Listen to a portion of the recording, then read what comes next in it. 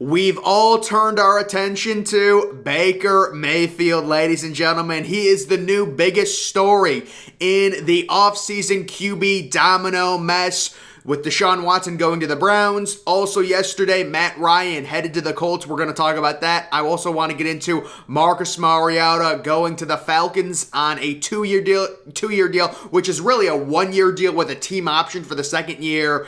But let's get into this interesting report saying the Pittsburgh Steelers would jump at the chance to sign Baker Mayfield as a free agent. Now, this would be assuming the Browns would cut Baker Mayfield, which they're not going to do. I just thought this was funny. Guys, let me just first say, the only way Baker Mayfield goes to the Pittsburgh Steelers is if they're willing to give up their first-round pick, which obviously they won't be. But the Browns will. They're not going to cut Baker Mayfield. Someone will take him. Whether it's a fifth-round pick, a sixth-round pick, somebody will take Baker Mayfield. And this is a situation.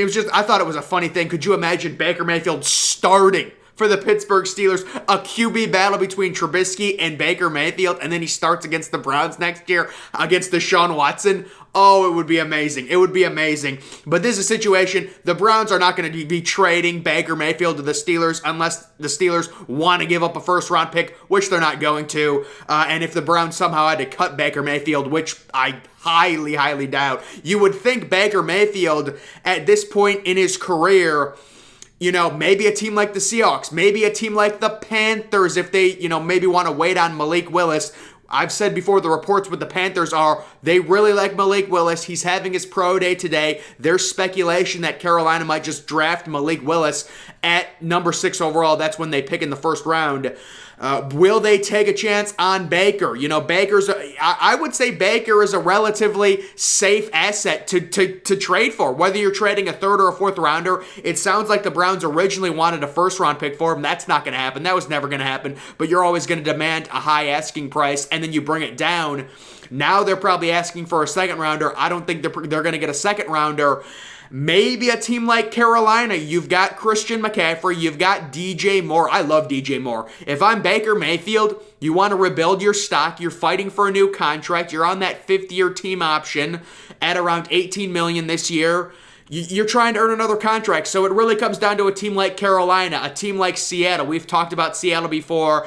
Again, with Seattle, I would really advise them to do a quick tear-down rebuild, trade Tyler Lockett for a second-round pick, trade DK Metcalf for a first-round pick, but I don't know how Seattle and their front office operates. I don't know what they're thinking. They could be thinking, Baker Mayfield, this is a high-upside, low-risk chance. If we trade a third-round pick, if he becomes something, Baker Mayfield could become our franchise quarterback. The thing people have to remember with Baker Mayfield, this was a dude that threw 27 passing touchdowns his rookie year, only starting, I think, 14 games. He had an unbelievable rookie year. His second year was horrible. Some of that you can attribute to Freddie Kitchens just being completely overmatched as a head coach. Third year, he had a good year.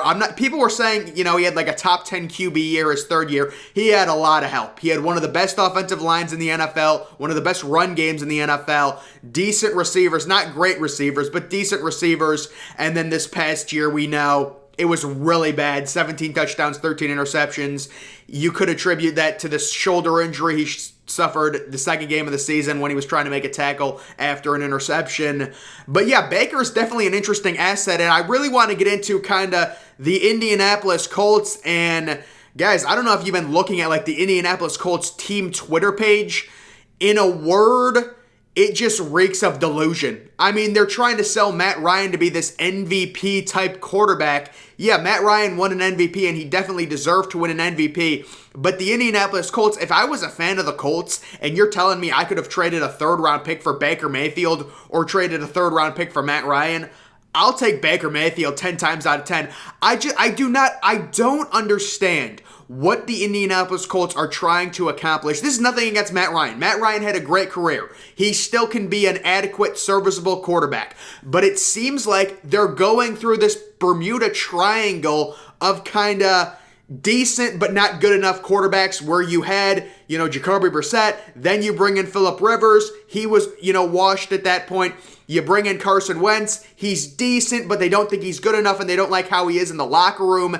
And now you trade for Matt Ryan. if you're a Colts fan, wouldn't you rather just take your chances with a higher upsided Baker Mayfield? Like, you need a franchise quarterback. Maybe Baker Mayfield has a great year and he could be your franchise quarterback. It's just Matt Ryan. Like, I'm going to let Indianapolis Colts fans on a little secret. Matt Ryan ain't leading you to a Super Bowl. I'm sorry, he's just not. And especially, maybe they get Julio Jones, maybe they get another receiver. I thought Robert Woods would have been a great fit with Indianapolis. They're in desperate need of another receiver to pair with Michael Pittman. Paris Campbell is too much of a question mark, too many injury concerns. You need another receiver, preferably, honestly, a number one receiver. You don't have your first-round pick this year, but I don't know if the asking price from the Browns was too high for Indianapolis. There were reports that Indianapolis just wasn't interested in Baker Mayfield, that they wanted a veteran. But it's like, Matt Ryan, we're going through this Bermuda Triangle, and the Colts Twitter page, I understand they're supposed to hype up their team, they're supposed to get the fans excited, but it's just delusion, man. It's delusion. Matt Ryan, not saying he's completely washed. It was tough to judge in the past few years. Calvin Ridley missed most games last year. He had very little weapons. But still, it's like banking on Matt Ryan to randomly resurrect his career and become this MVP candidate. Maybe you can sign Julio Jones and pray he stays healthy, and you've got a decent receiving core then. Maybe you draft a receiver in the second round. Again, you don't have a first-round pick, so it's tough. But with Indianapolis, I'm just not sure on their overall strategy at quarterback. And it's a bigger point with some of these teams that are just so desperate for quarterbacks. It's crazy. So Indianapolis gets Matt Ryan. We'll see how that situation works out. We'll see how long he stays in Indianapolis. I'm guessing he's going to be a multi-year starter in Indianapolis due to just the severe continuity issues they've had there. I think I read somewhere this was their 5th different starting quarterback in the past 5 years. Going back to Andrew Luck, I think Jacoby Brissett, Phillip Rivers, Carson Wentz, and then this year it would be Matt Ryan. I believe that was the statistic, so that is crazy. Matt Ryan is going to be Indianapolis' starting quarterback. We've got an update on Trey Lance, and if you're a 49ers fan, this is a bit concerning. We've got NBC Sports says they're not sure anybody knows if Trey Lance is ready to start for the 49ers in 2022. And I hate to say this for 49ers fans, it's trending right now like Jimmy Garoppolo, based on all the other options kind of closing, Jimmy Garoppolo potentially returning to the San Francisco 49ers. There was a rogue rumor that maybe the 49ers would be interested in Baker Mayfield. I would take Baker over Jimmy Garoppolo, but this is a situation where Jimmy Garoppolo's been there. He knows the system. A lot of guys like him in San Francisco, and it sounds like when you read the tea leaves, it was originally supposed to be Jimmy G to Indianapolis. They've got their quarterback now. Where does that leave him? He's not going to the Falcons. The Falcons got Mariota. They're going to roll with him next year, probably try and tank. Maybe develop Kyle Pitts a little bit and get a top pick, maybe get a Bryce Young in the 2023 draft. But yeah, this is concerning with Trey Lance. This is a guy you traded up for, number 3rd overall pick, invested into him, and it's like you're ready to move on from Jimmy G, but nobody knows if Trey Lance is going to be ready, and they're almost hesitant to trade Jimmy Garoppolo, it seems like. Their front office is hesitant to trade Jimmy Garoppolo due to this Trey Lance developmental question. Is Trey Lance ready to start, ready to leave this 49ers team? I think them drafting Trey Lance, and this may be premature, I think it was a mistake. This is a 49ers team that is ready to win now. They've got elite defensive players. They've got Deebo Samuel, who has turned into a very elite offensive piece. George Kittle. You need a quarterback that's ready now. You should have traded for someone. Do what you got to do. We saw what the Browns did. They trade 3 first-round picks. Get a franchise quarterback. Get someone like Matt Stafford. The Rams trading 2 first-round picks.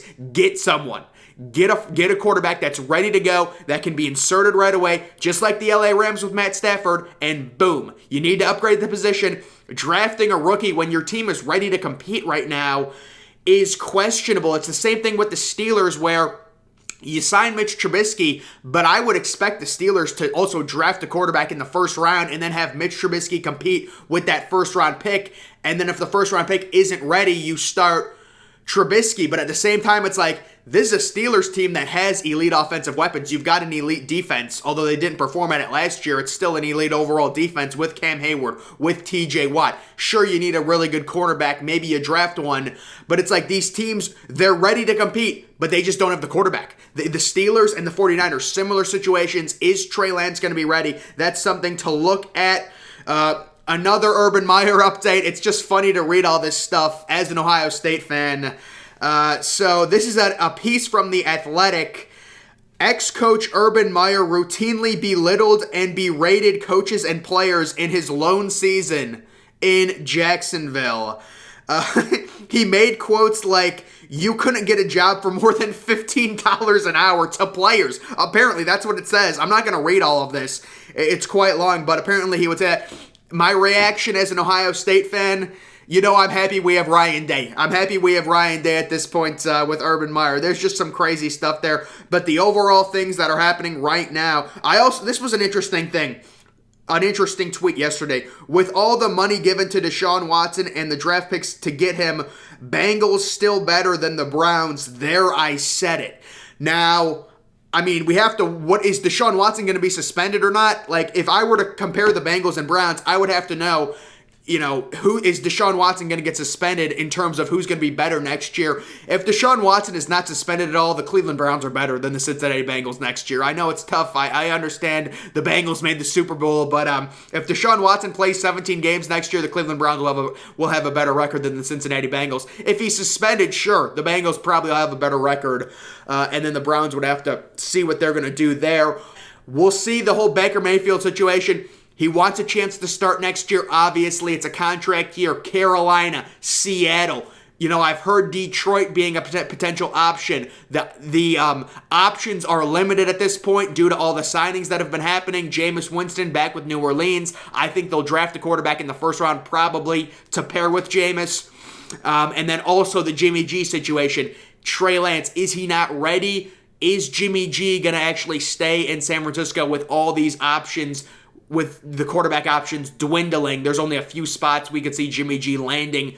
I don't think they would trade him to Seattle in division. And then you're talking about a team like Carolina. Would Carolina want him? I really think it's highly likely Jimmy G probably stays with the 49ers next year based on Trey Lance's development and their overall just unwillingness to really trade him. They probably could have traded him to the Colts 2 weeks ago if they really wanted to, for a third or fourth round pick, and they didn't want to. So, guys, that's going to do it for this update. Make sure you're following me on Twitter. Link to that's always in the description. I'm, of course, the Depressed Ginger. Thank you for watching.